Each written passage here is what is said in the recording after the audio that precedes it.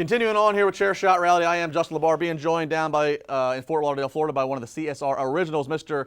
Josh Eisenberg. And Josh, as I joked in the last video, we talked last week about Sami Zayn and Kevin Owens and the possibility of Sami Zayn going heel, but nobody saw it. So let's go ahead and pick back up on our wonderful prophecy. Sami Zayn did turn heel, and I couldn't think of any better way they could have executed that. Yeah, I think the right decision was for Sami Zayn to turn heel on a guy that everybody loves. He's a universally loved guy in Shane McMahon. And this is the first time I think we've seen Kevin Owens get more of the majority of boos in his feuds because everybody loves the cool Kevin Owens, Justin. Everybody loves the guy that came from Ring of Honor and is bucking the trend of what Vince McMahon wants. So this was nice to see Sami Zayn actually be utilized. You and I have discussed it nauseum for years, and even Juice, and when we had Renell. And what is Sami Zayn aside from Kevin Owens' best friend? Well, when you think about it, that's his best factor, is his best friend.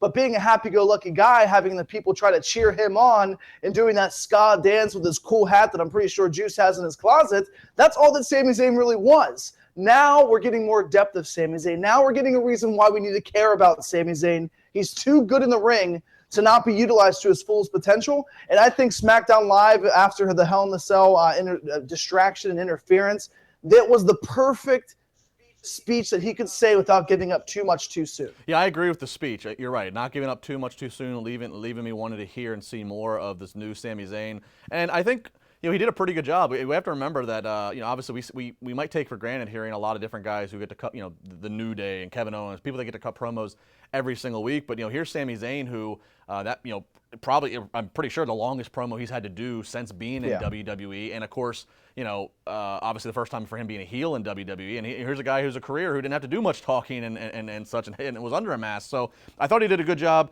Obviously, I think it was good for this past Tuesday that he still comes out to that same music and same look to kind of almost, insult the fans. But I do think long term they are going to have to, give him a little bit of a new look, a new sound. But well done. And I think you're right. He turned on somebody who everybody loves in Shane McMahon. Obviously, there's easy motive, as he explained. Mm-hmm. I don't think, though, that we're going to get some big Shane versus Sami Zayn feud, as I've seen some people think or suggest. I don't think that's where it's going to go. I think it's just going to be a case of Sami Zayn's not going to be a favorite of Shane McMahon's moving forward, which will help the heel heat. But Sami Zayn needs to quickly get into something with another wrestler, not authority figure.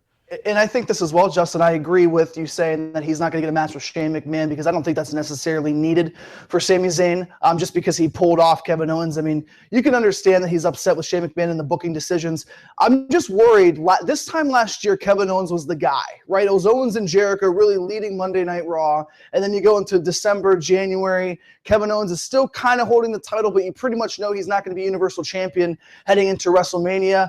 I wouldn't be surprised if Sami Zayn and Kevin Owens are shipped outside of SmackDown back over to Raw.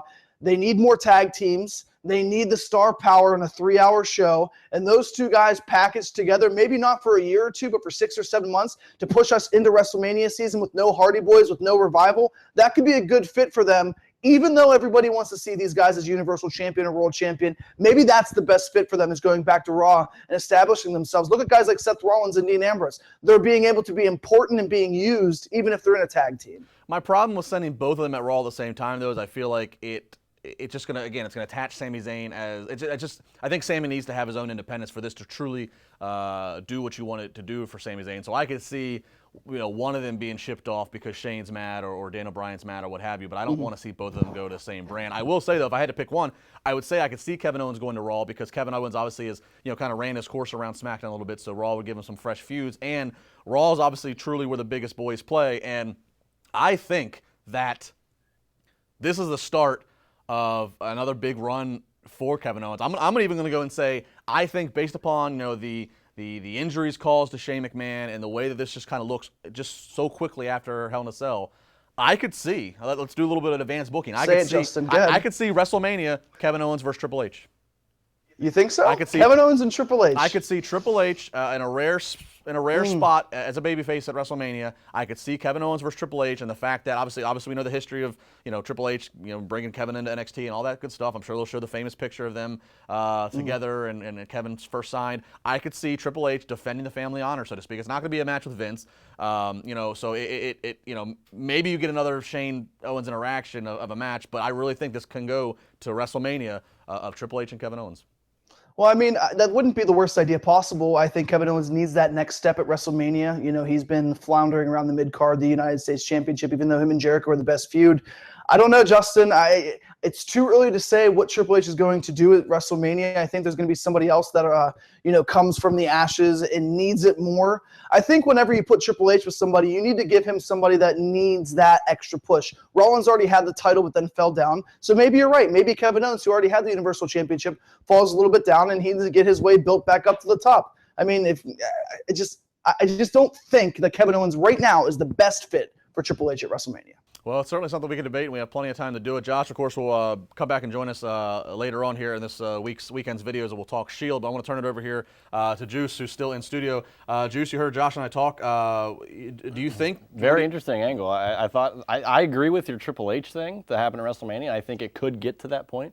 I think we will see Shane in another match before then. I've said on Twitter, I believe that that Sami Zayn, whether if Owens goes to Raw or not, I think they need to have a Sami Zayn and Owens tag match, a super match, if you will, maybe against an AJ Styles and Shane at Survivor Series is what I've been thinking. And then you get them, the chemistry back together, and they build them up, and then maybe because of that, then KO leaves, and things happen once Royal Rumble starts. Who knows what's going to happen?